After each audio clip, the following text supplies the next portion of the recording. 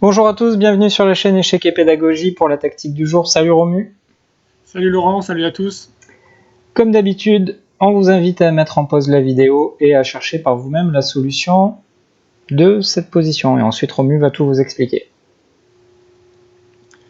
Donc comme toujours, on va s'attarder aux signaux que nous envoie la position. On voit très clairement que le fou D3 vise le pion H7 et le roc noir en général.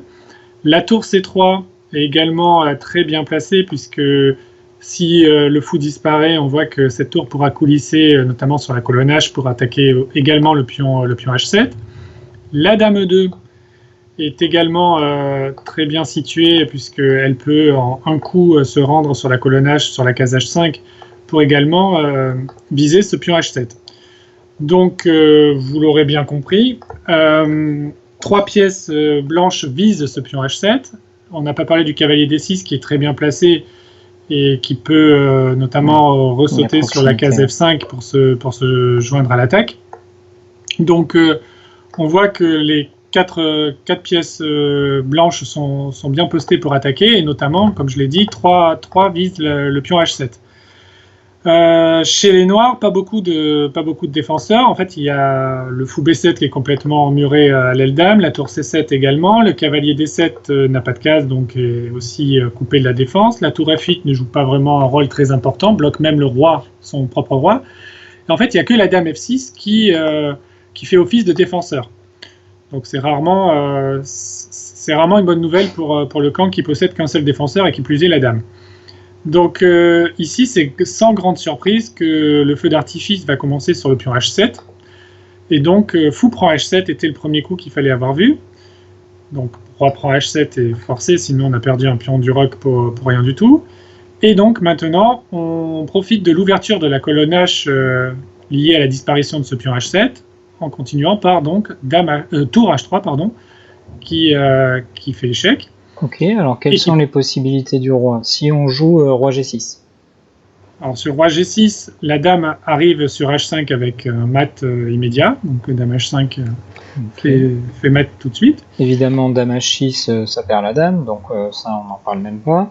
Finalement, il ne reste que roi G8.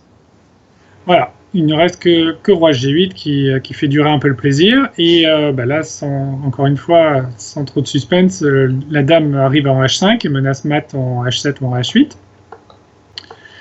Donc là, les noirs n'ont pas d'alternative à dame H6 pour éviter le mat. S'ils jouent G6, il y aurait dame H7.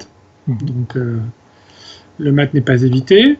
Donc vraiment, le seul coup qui évite le mat immédiat, c'est dame H6.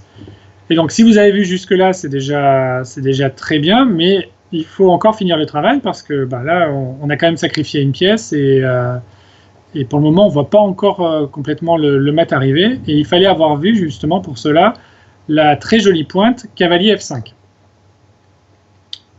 Donc l'idée de cavalier F5, tout d'abord, ce coup de cavalier attaque la dame, donc ça force la réponse de l'adversaire, puisque la dame ne peut pas quitter la colonne H, sinon les blancs battraient à H8. Donc dame prend dame est forcée. Et maintenant, on intercale le petit coup cavalier E7 échec avant de reprendre la dame.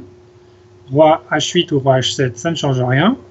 Et tour prend dame fait un joli échec et mat. On note que le cavalier en E7 contrôle les cases G8 et G6. Donc si le roi était allé en H7 après cavalier E7 au lieu de roi H8, ça n'aurait absolument rien changé puisque le cavalier E7 contrôle bien les 2 cases de fuite du roi noir.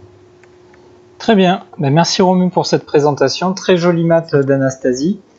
On espère que vous avez trouvé, c'était pas si simple, il fallait avoir vu plusieurs coups à l'avance.